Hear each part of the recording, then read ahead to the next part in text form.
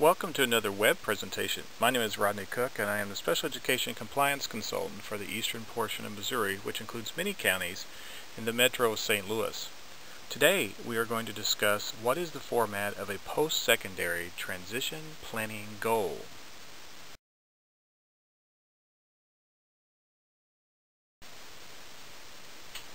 NSTAC is a National Technical Assistance and Dissemination Center funded by the U.S. Department of Education's Office of Special Education Programs, or OSEP. The National Secondary Transition Technical Assistance Center, or NSTAC, is directed and staffed by the Special Education Program at the University of North Carolina at Charlotte, in partnership with the Special Education Program at Western Michigan University. The NSTAC Indicator 13 checklist is used most often as guidance to determine if an IEP is compliant with SPP 13. The questions on the checklist are: is there a measurable post-secondary goal or goals that covers education or training, employment, and as needed independent living? Are there annual IEP goals that will reasonably enable the child to meet the post-secondary goals? Are there transition services in the IEP that focus on improving the academic and functional achievement of the child to facilitate their movement from school to post-school? And for transition services that are likely to be provided or paid for by other agencies with parent or child once the age of majority is reached, consent, is there evidence that representatives of the agencies were invited to the IEP meeting? Notice that says invited, it doesn't say they attended. Is there evidence that the measurable post-secondary goals were based on age-appropriate transition assessments? And do the transition services include courses of study that focus on improving the academic and functional achievement of the child to facilitate their movement from school to post-school? So, does the IEP meet the requirements of Indicator 13? You would circle 1. Yes, it possibly does if all yeses or NAs are marked. No, it possibly does not if one or more of the no's are marked. I say possibly because there's always areas of gray in compliance.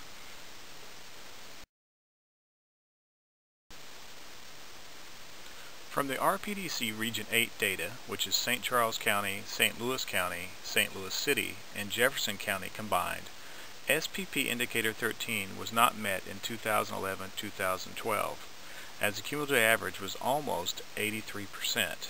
This means that of the IEPs sampled, 17%, or nearly 2 out of 10, did not meet the requirements for Indicator 13. Keep in mind the target is 100% compliance. So, who needs a measurable post-secondary goal? Any student who will turn 16 during the time frame of their annual IEP or younger, if determined appropriate by the IEP team. This means that students turning 16 during the IEP cycle or who are 16 should have measurable post-secondary goals and transition services. The law also allows for students younger than 16 to receive transition services if the IEP team determines it is appropriate. For example, students with significant developmental delays may need to be working on post-secondary outcomes much sooner than the age of 16.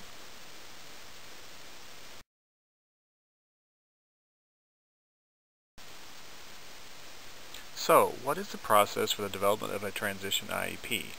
The IEP process of the past, or for those students where transition planning is not considered to be appropriate or required, is to first develop the present level of performance, then develop annual goals, and then, among other things, develop short-term objectives. The IEP process of the present or future, as recommended by Dr. Ed O'Leary, is to first develop the post-secondary goals, then develop the present level of performance, then a statement of transition services. Afterwards, development of annual goals and short-term objectives or benchmarks. Keep in mind there are other possible components to a compliant IEP, but we are focusing primarily upon the post-secondary transition goal development.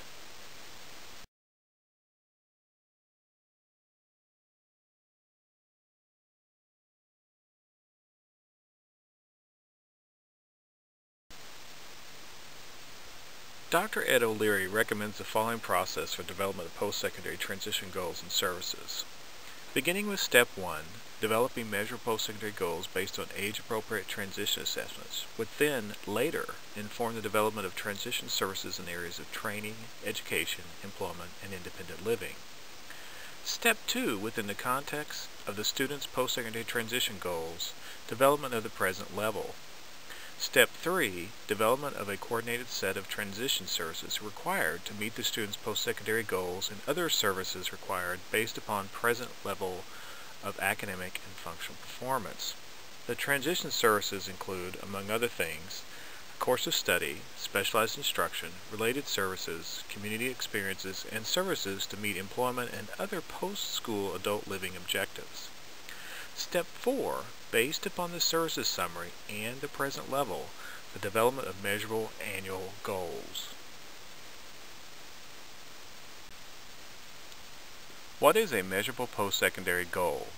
The intent of writing a measurable post-secondary goal is to help the student articulate his/her dreams and vision. It will not be used by the state to measure the extent to which a school or teacher has been successful.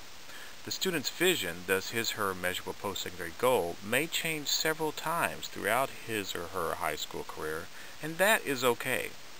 It's a statement based upon age-appropriate transition assessments, an outcome that occurs and communicates what the student anticipates achieving after high school, is measurable, and a measurable post-secondary goal is not an activity, step, wishful intent, or the process of pursuing or moving toward a desired outcome.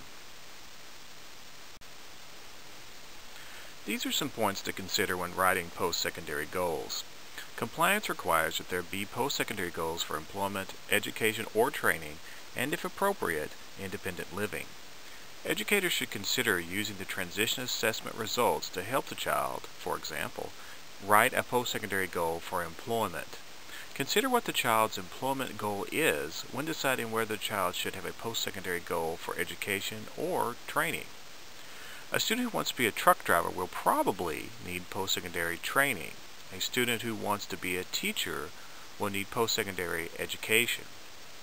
Use Missouri State Sample Independent Living Goal Worksheet to help the IEP team decide whether it is appropriate for a student to have an independent living goal if the team isn't sure. You can find this worksheet under Sample Forms on the Compliance homepage.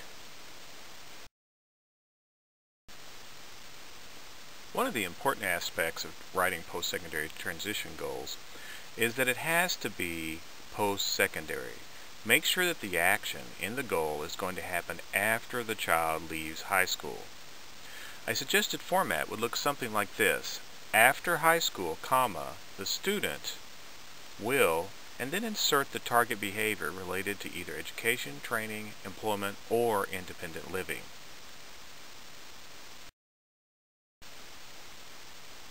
Here are a couple examples of post-secondary transition goals.